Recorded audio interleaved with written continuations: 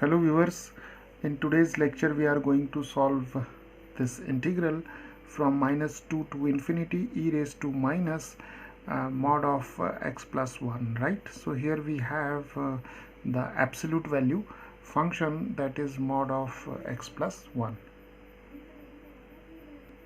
Now let us call this integral as I, right?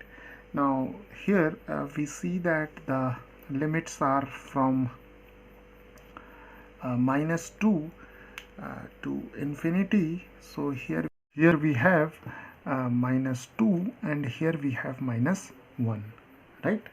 So we have to integrate it from minus 2 to infinity. So now we have split this interval from minus 2 to infinity into two parts. So the first one is from minus 2 to minus 1 and the other one is from minus 1 to infinity, right?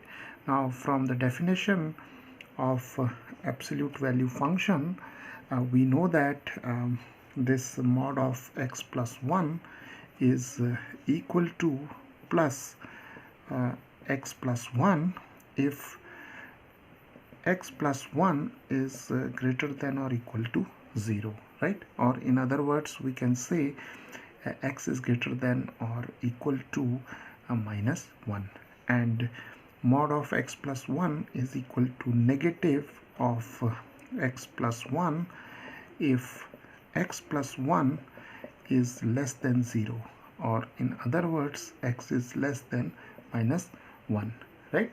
So the part from minus 2 to minus 1 we'll see that we have negative of x plus 1. So here from minus 2 to minus 1 we'll have mod of x plus 1 is equal to negative of x plus 1, and from minus 1 to infinity we'll have mod of x plus 1 is equal to plus x plus 1, right?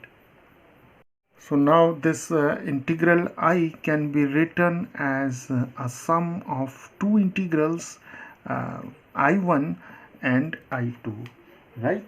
And I1 is from minus 2 to minus 1, and we have e raised to minus, and mod of x plus 1 is equal to minus of x plus 1, right? And here we have dx plus I2 is from minus 1 to infinity, and here we have e raised to minus, and we have mod of x plus 1 is equal to plus of x plus 1 when x is greater than or equal to minus 1. So here we have plus x plus 1, right? So now we have two integrals. We can write them as minus 2 to minus 1 e raised to x plus 1, minus and minus it becomes plus here, and here we have minus 1 to infinity and e raised to minus x plus 1 dx, right? Now our aim is to solve these two integrals. So let us first solve this one and then this one. So here we have I1, and I1 is from minus 2 to minus 1, and here we have e raised to x plus 1 dx, right? Now the integral of e raised to x plus 1 is e raised to x plus 1, and we have the limits from minus 2 to minus 1, right? Now substituting the limits and taking the difference, so we have here minus 1 plus 1 minus e raised to minus 2 plus 1, and here we have e raised to 0 minus e raised to minus 1. So here we have 1 minus 1 over e, right? So the value of I1 is 1 minus 1 over e. Now let us solve this integral. So we have I2 is equal to minus 1 to infinity e raised to minus x plus 1 dx, right? Now the integral of e raised to minus x plus 1 is minus e raised to minus x plus 1, and the limits are from minus 1 to infinity, right? Now taking this negative sign outside, and we have e raised to minus x plus 1, and from minus 1 to infinity.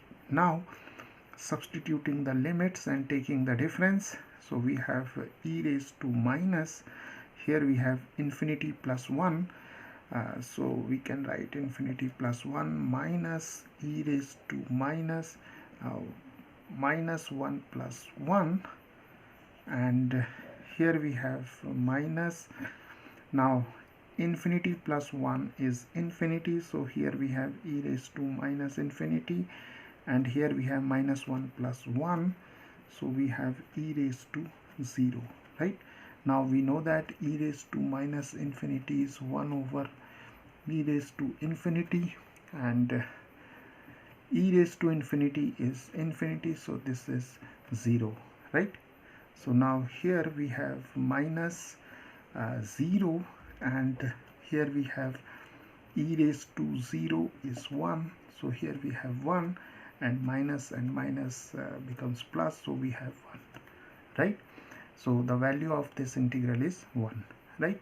So now the value of this integral I can be written as a sum of these two integrals. So we have 1 minus 1 over e plus 1, so we have 1 plus 1 2 minus 1 over e. So this is the required value of this integral.